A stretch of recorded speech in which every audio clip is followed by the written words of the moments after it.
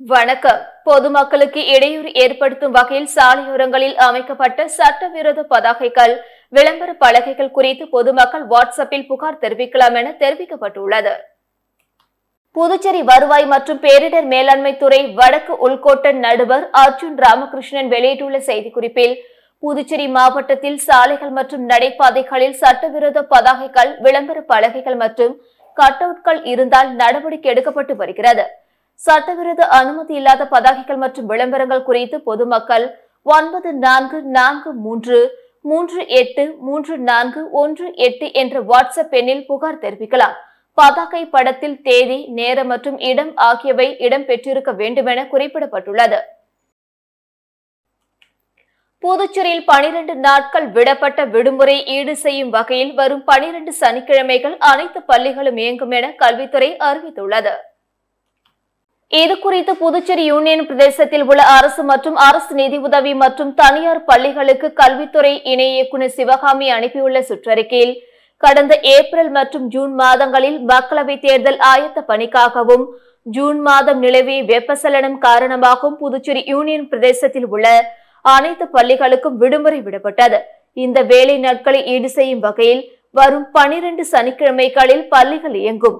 அதன்படி வருகிற 20ஆம் தேதி புதன்கிழமை பாட வேளையும், ஆகஸ்ட் 3ஆம் தேதி வியாழக்கிழமை பாட வேளையும், ஆகஸ்ட் 10ஆம் தேதி திங்கட்கிழமை பாட வேளையும், ஆகஸ்ட் 24ஆம் தேதி செவ்வாய்க்கிழமை பாட வேளையும், ஆகஸ்ட் 31ஆம் தேதி திங்கட்கிழமை பாட வேளையும், செப்டம்பர் 21ஆம் தேதி செவ்வாய்க்கிழமை பாட வேளையும், செப்டம்பர் 28ஆம் தேதி புதன்கிழமை பாட வேளையும், அக்டோபர் 5ஆம் தேதி வியாழக்கிழமை பாட வேளையும், அக்டோபர் 19ஆம் தேதி வெள்ளிக்கிழமை பாட வேளையும், அக்டோபர் 26ஆம் தேதி திங்கட்கிழமை பாட வேளையும், நவம்பர் 9ஆம் தேதி செவ்வாய்க்கிழமை பாட வேளையும், நவம்பர் 23ஆம் தேதி புதன்கிழமை பாட வேளையும் கடைபிடிக்க வேண்டும்.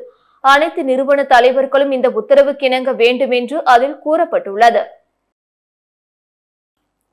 டூரிஸ்ட் பேக்கேஜ் என கூறி புதுச்சேரி நபரிடம் ஆன்லைனில் மோசடி செய்த ஹரியானாவை சேர்ந்த 2 வாலிபர்களை சைபர் கிரைம் போலீசார் கைது செய்தனர். ஹரியானாவை சேர்ந்த ஒரு தனியார் நிறுவனம் ஆன்லைன் வாயிலாக டூரிஸ்ட் பேக்கேஜ் விளம்பரம் செய்துள்ளது. ரூபாய் 85,000 செலுத்தினால் ஓராண்டு பிரீமியம் அடிப்படையில் இந்தியாவில் இருக்கிற சுற்றுலா தலங்களில் எங்கு வேண்டுமானாலும் குறைந்தபட்சம் 5 நாட்கள் இலவசமாக தங்கும் உணவு, போக்குவரத்து வசதிகளை பெறலாம் என அதில் கூறப்பட்டுள்ளது. இந்த விளம்பரத்தை புதுச்சேரியை சேர்ந்த ராகுல் கிருஷ்ணா என்பவர் பார்த்து தொடர்பு கொண்ட போது, மிக குறைந்த விலையில் ஆண்டுக்கு 10 நாட்கள் குறிப்பிட்ட மலைவாழ் தலங்களில் சென்று சுற்றுலா தலங்களாக தங்கி சாப்பிட அனைத்து ஏற்பாடுகளையும் அமைத்து தருகிறோம் என்று கூறியுள்ளனர். இதனை நம்பிய ராகுல் கிருஷ்ணா ரூபாய் 1.63 லட்சத்தை ஆன்லைனில் செலுத்தியுள்ளார்.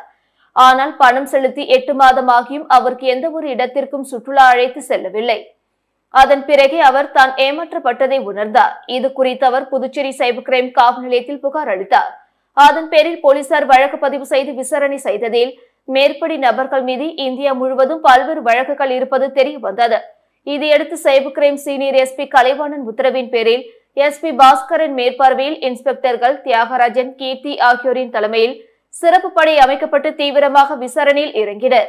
இதில் இன்ப சுற்றுலா பேக்கேஜ் என்ற பெயரில் மோசடி செய்தது ஹரியானா மாநிலத்தை சேர்ந்த அஜய் மேலா ஓசாமா என்பதும், இந்தியா முழுவதும் இதுபோல் பலரிடம் மோசடி செய்து புகார்கள் பதிவு செய்யப்பட்டிருப்பதும், 42 வழக்குகளில் தொடர்பு இருப்பதும், கொடைக்கானல், கர்நாடகா, கேரளா, குஜராத் ஆகிய மாநிலங்களில் கைது செய்யப்பட்டு ஜாமீனில் வெளியே வந்திருப்பதும் தெரிய வந்தது.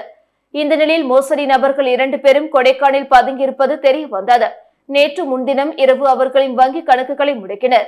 மேலும் மேற்படி 2 நபர்களையும் நேற்று அதிகாலை கொடைக்கானலில் கைது செய்து புதுச்சேரிக்கு அழைத்து வந்தனர். பின்னர் இருவரையும் கோர்ட்டில் ஆஜர்படுத்தி சிறையில் அடைத்தனர். இணைய வழியில் வரும் விளம்பரங்களை நம்பி பணத்தை செலுத்தி ஏமாற வேண்டாம் என பொதுமக்களுக்கு சைபர் கிரைம் போலீசார் எச்சரிக்கை விடுத்துள்ளனர். 100 நாள் வேலை திட்ட பணியாளர்களை விவசாயத்துக்கு பயன்படுத்தும் முடிவை நடப்பு சட்டப்பேரவை கூட்டத்தொடரில் முதல்வர் அறிவிக்க உள்ளதாக புதுச்சேரி சபாநாயகர் செல்வம் தெரிவித்தார்.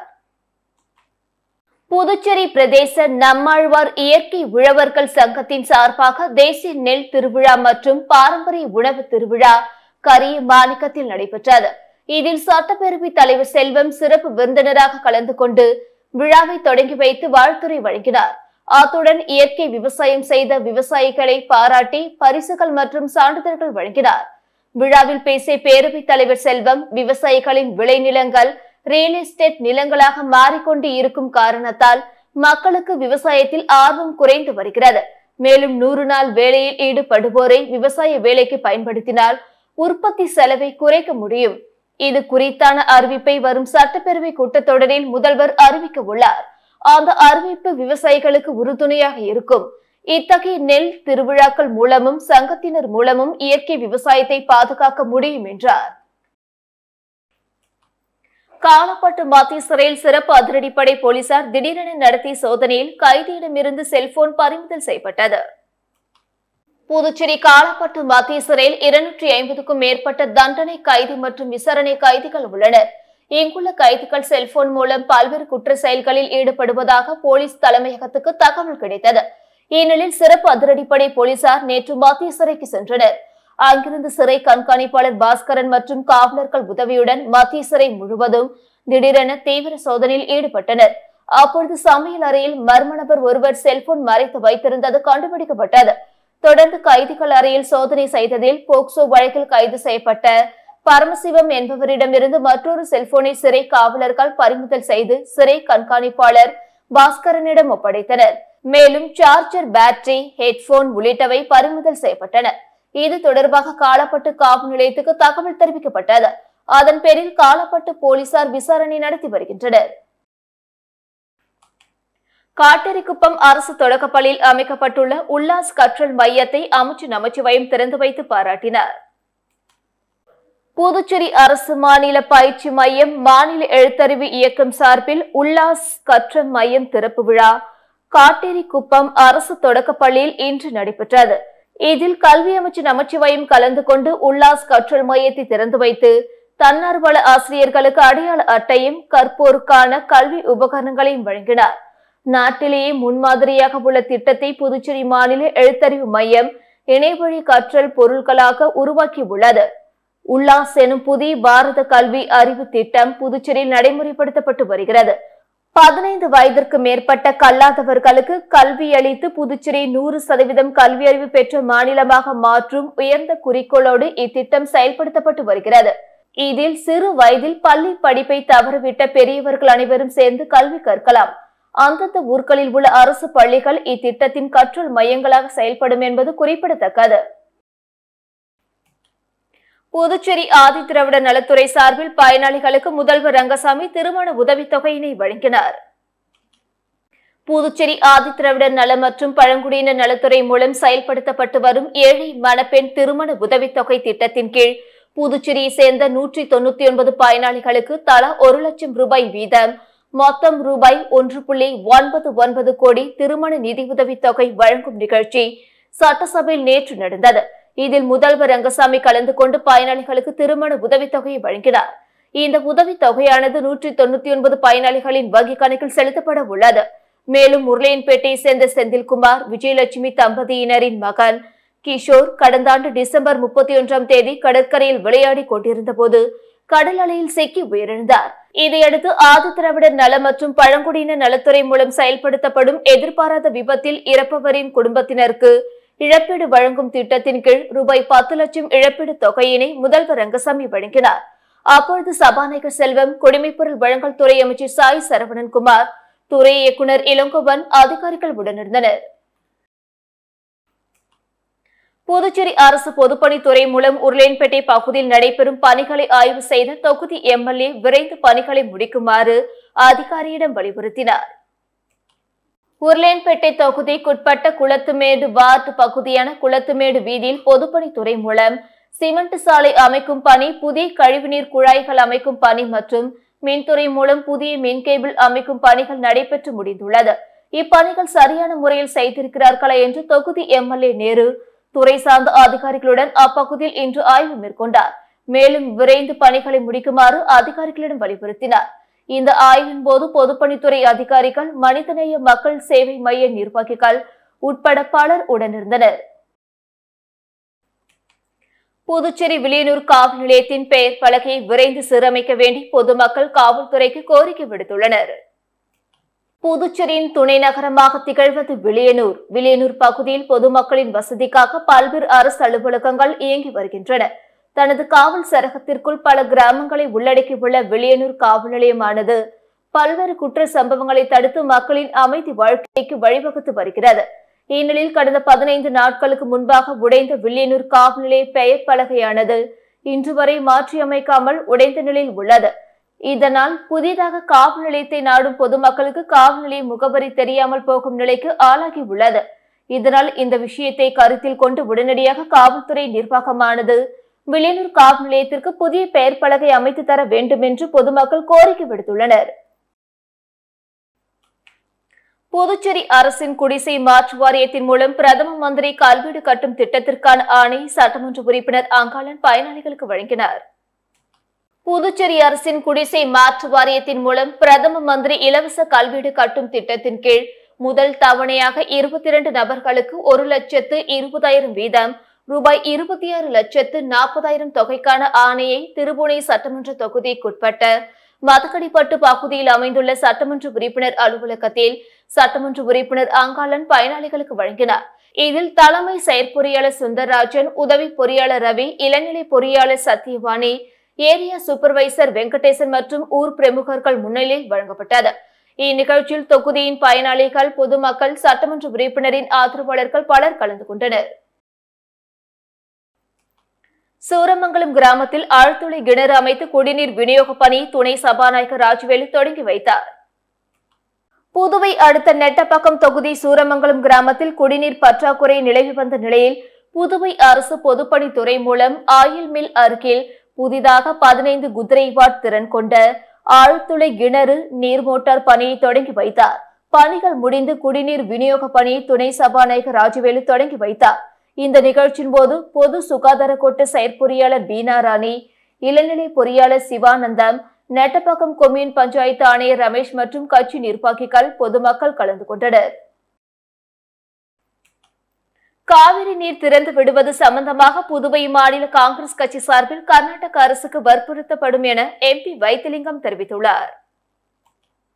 இது தொடர்பாக புதுச்சேரி மாநில காங்கிரஸ் தலைவர் வைத்திலிங்கம் MP நிருபர்களிடம் கூறுகையில், புதுச்சேரியில் உள்ள அரசு பள்ளிகளில் ஆசிரியர்கள் பற்றாக்குறை உள்ளது.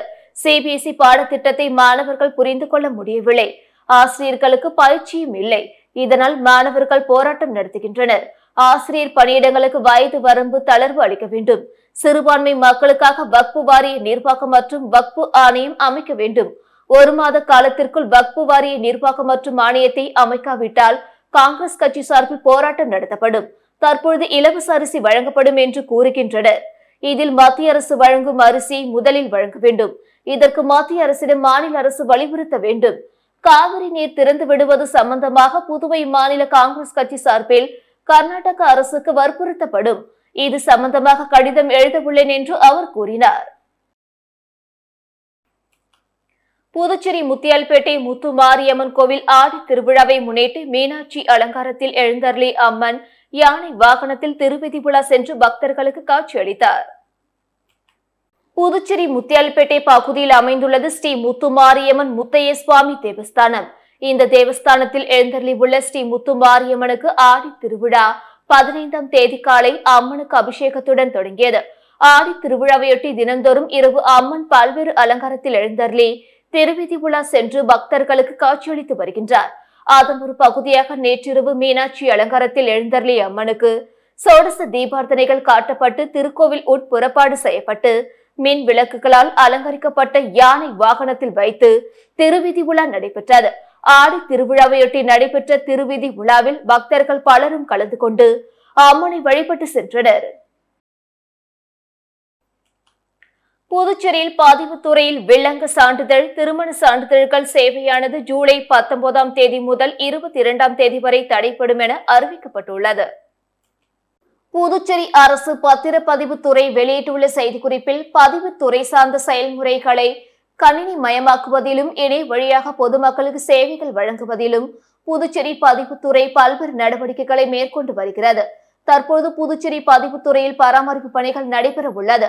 எனவே பத்திரப்பதிவு வில்லங்க சான்றிதழ் வழங்குதல், ஆவணங்களின் சான்றளிக்கப்பட்ட நகல்கள், திருமண சான்றிதழ்கள் அளிக்கும் சேவைகள் ஆகியவை வரும் 19ஆம் தேதி முதல் 22ஆம் தேதி நள்ளிரவு வரையில் தடைப்படும் என குறிப்பிடப்பட்டுள்ளது.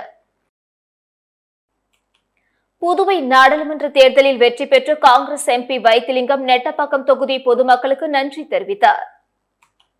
புதுவை நாடாளுமன்ற தேர்தலில் காங்கிரஸ் சார்பில் போட்டியிட்டு அதிக வாக்கு வித்தியாசத்தில் வெற்றி பெற்ற வைத்திலிங்கம் எம்பி நெட்டப்பாக்கம் தொகுதி பொதுமக்களை சந்தித்து நன்றி கூறினார்.